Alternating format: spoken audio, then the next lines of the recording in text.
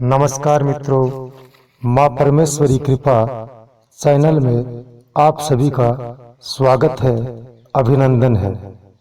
आज मैं फिर से आपके लिए एक नई कहानी लेकर आया हूँ। ये कहानी मुझे बचपन में मेरी माँ अक्सर सुनाया करती थी। वे कहती थी कि एक परिवार था जिसमें एक दंपति रहते थे। उनके एक पुत्री थी। कुल मिलाकर 3 जनों का परिवार था। वे जो विद्वान ज्योतिषी थे, जो सज्जन हस्तरेखा, मस्तक रेखा, अंक शास्त्र, कुल मिलाकर ज्योतिष की कई विद्याओं के जानकार थे। वे ये जानते थे कि उनकी लड़की की आयु 100 वर्ष से कम नहीं है। ज्यों-ज्यों उनकी लड़की बड़ी होती गई, त्यों-त्यों उस दंपत्ति को उसके विवाह की चिंता सताने लगी। अब लड़का ढूंढें तो ऐसा जिसकी आयु लड़की से कुछ ज्यादा हो, क्योंकि वे सज्जन ये नहीं चाहते थे कि उनकी लड़की विधवा का जीवन जिए। इसलिए वे चाहते थे कि जो भी व्यक्ति मिले वो कम से कम उससे 2-3 वर्ष ही चाहे ज्यादा बड़ा हो, मगर उसकी आयु उनकी पुत्री से ज्यादा हो। अक्सर वे जहां कहीं भी लड़का देखने जाते, लड़के की आयु अपनी लड़की से उनको कम ही नजर आती। वे जाते तो लड़के का मस्तक देखकर ही समझ जाते कि इसकी आयु अपनी लड़की की आयु से कम है। ऐसा करते करते वे थकने लग गए। लड़का तलाशते तलाशते थक गए, मन में परेशान हो गए, लेकिन उन्होंने अपना प्रयास नहीं छोड़ा। एक दिन उनका इंतजार समाप्त हुआ और एक गांव में एक ऐसा लड़का उनको राह चलते ही मिल गया, जिसके मस्तक पर उन्होंने जो रेखाएं देखी, उन रेखाओं से ये ज्ञान प्राप्त किया कि इस लड़के की आयु अपनी लड़की की आयु से 5 वर्ष ज्यादा है। उन्होंने उस लड़के को रोककर पूछा कि हे बेटे, तू किन के यहाँ रहता है, किन का पुत्र है, किस जाति का है। ये सब पूछते ही जब उनको पता चला कि लड़का उन्हीं की जाति से है और विवाह उससे आराम से किया जा सकता है अपनी पुत्री का, तो उन्होंने जाकर के उस लड़के के घर वालों से परिचय किया और उनको अपनी लड़की के विवाह का प्रस्ताव बताया और कहा कि मैं अपनी लड़की आपके घर में देना चाहता हूँ, आपके लड़के से मेरी लड़की का विवाह करना चाहता हूँ। लड़के के परिवार वाले इस बात को मान गए और विवाह की तैयारियां प्रारंभ कर दी। समय का कुछ ऐसा बदलाव कि एक दिन वह लड़का रात्रि के समय एक राह से गुजर रहा था कि वहां कुछ गायें किसी के खेत में घुसकर उसकी जो हरी घास पड़ी थी उसको खाने लग गई। उस लड़के ने जब देखा कि गायें उसके खेत में जो घास पड़ी है उसको खा रही है, तो लड़के ने खेत के मालिक को जगाकर कहा कि आपके खेत में जो उगी घास है उसको गायें चर रही हैं, खा रही हैं।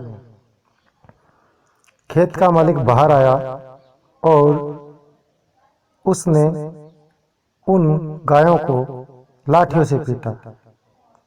और जो पशु थे उनको भी बुरे तरीके से लाठियों से पीटा।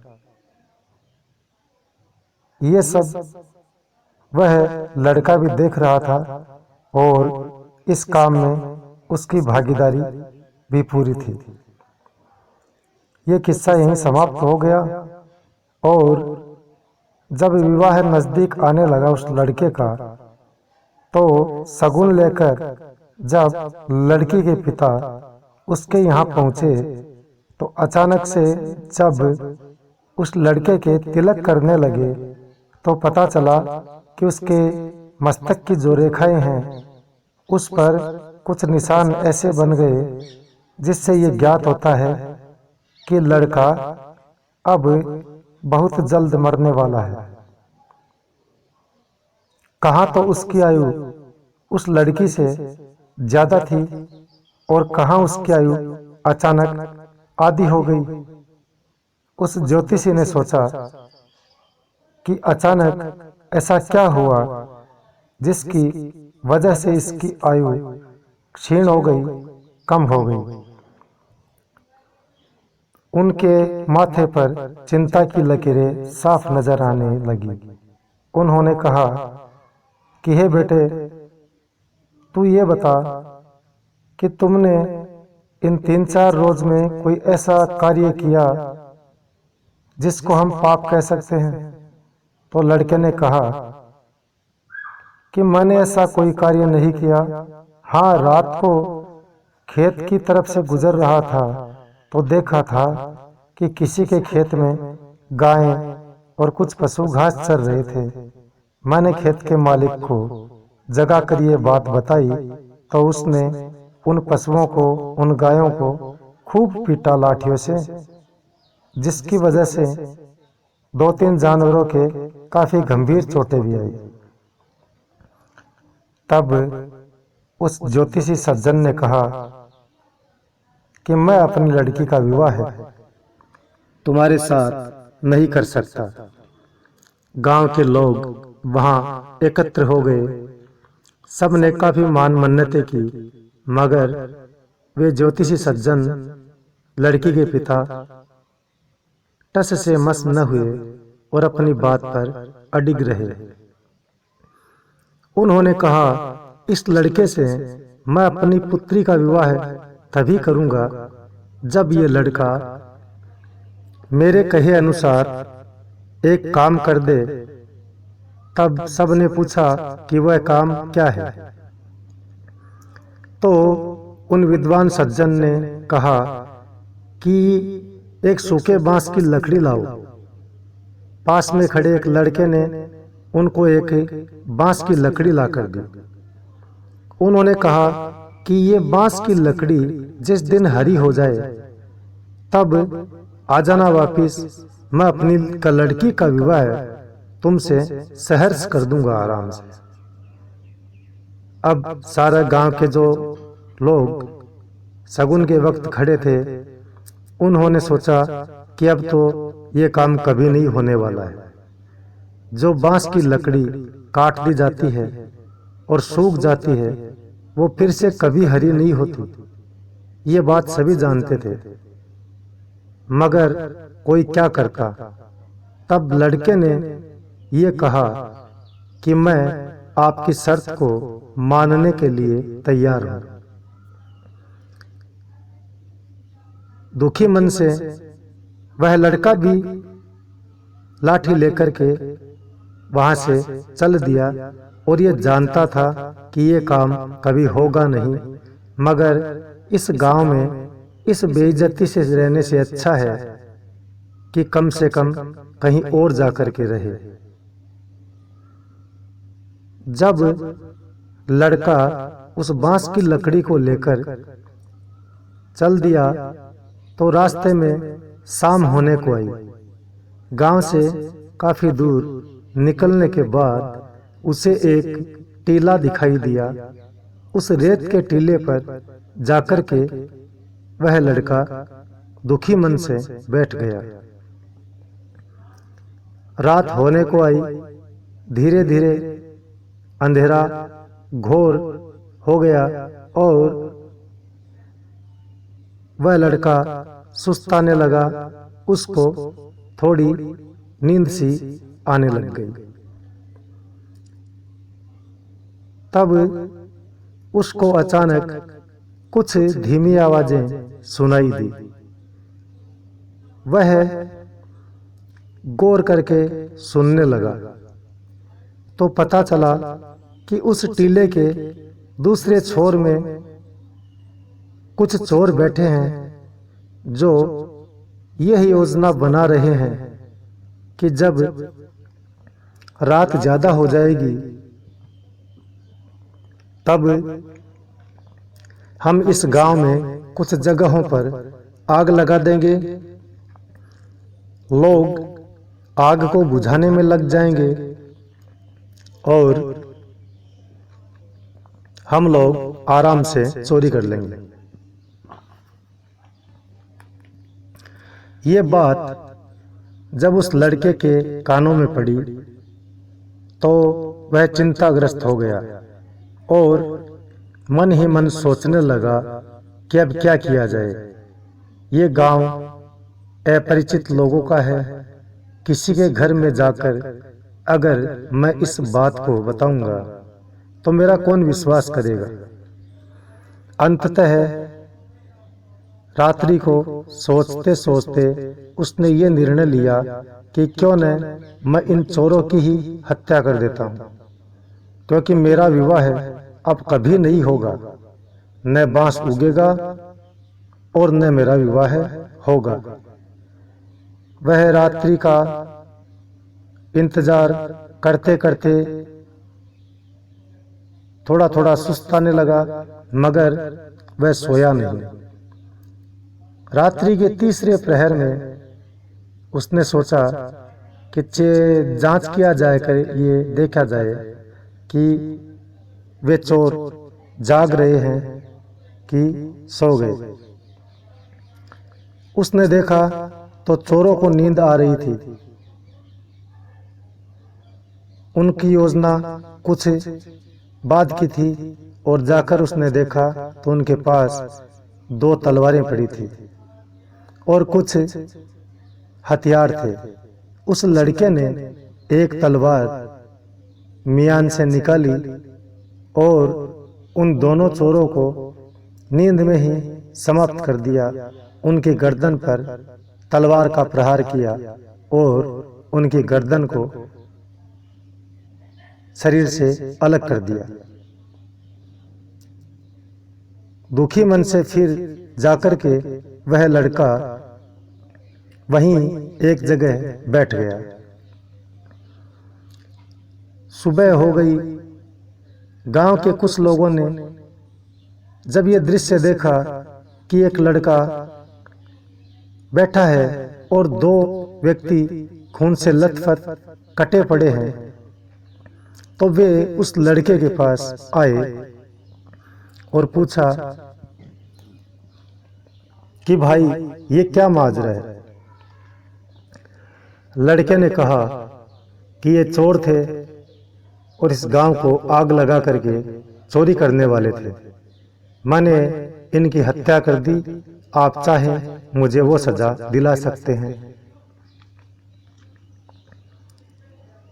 तब उन लोगों ने कहा, नहीं, तुम सजा के नहीं इनाम के हकदार हो, वरना ये 2 चोर पता नहीं कितने निरीह प्राणियों की रात्रि में सोते समय हत्या कर देते। लड़का प्रसन्न हुआ। अचानक से उस लड़के की दृष्टि उस बांस की लकड़ी पे पड़ी। उसने देखा कि उस लकड़ी के अंदर थोड़ी थोड़ी पत्तियां आ गई हैं। लड़का अति प्रसन्न हुआ और दौड़ा दौड़ा उस लकड़ी को लेकर के उस लड़की के पिता के पास गया। लड़की का पिता अचंभ में पड़ गया, क्योंकि ये एक असंभव कार्य था। तब उसने पूछा कि ऐसा तुमने क्या किया एक ही रात में कि ये बांस फिर से उगाया। तब लड़के ने बताया कि मैंने तो 2 चोरों की हत्या की है और वे गांव में आग लगाने वाले थे, मगर पता नहीं ये पुण्य था या पाप। तब विद्वान ज्योतिषी बोले कि बेटा, ये पाप नहीं पुण्य था, क्योंकि तुमने उन 2 दुष्टों को सजा दी जिसकी वजह से ये बांस उगा है। मैं अपनी पुत्री का तुमसे विवाह कर दूंगा बहुत जल्दी ही, और मैं तुमसे अति प्रसन्न हूं कि तुमने पाप और पुण्य का जो भी लेखा जोखा है उसके बारे में बगैर चिंता किए और पूरे गांव को बचाया उन चोरों की हत्या करके। फिर जल्द ही उन ज्योतिषी विद्वान महाशय ने अपने लड़की का विवाह उस लड़के के साथ कर दिया और सब अति प्रसन्नता से रहने लगे। मित्रों, ये कहानी एक दृष्टांत है। भले ही सूखा बांस ऐसे कार्यों से उगे या न उगे, मगर इस कहानी से हमें ये सीख जरूर मिलती है कि किसी भूखे व्यक्ति का पेट भरना अति आवश्यक होता है।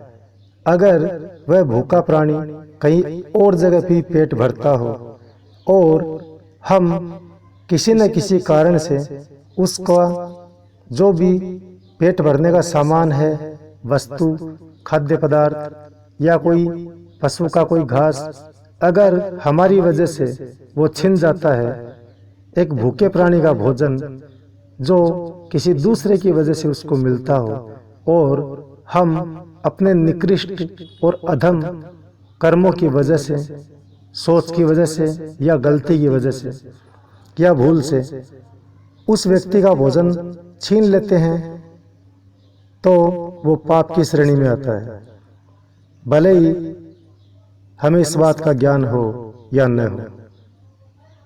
और अगर हम समाज के भले के लिए अगर किसी दुष्ट को सजा भी देते हैं तो वो पुण्य की श्रेणी में आता है।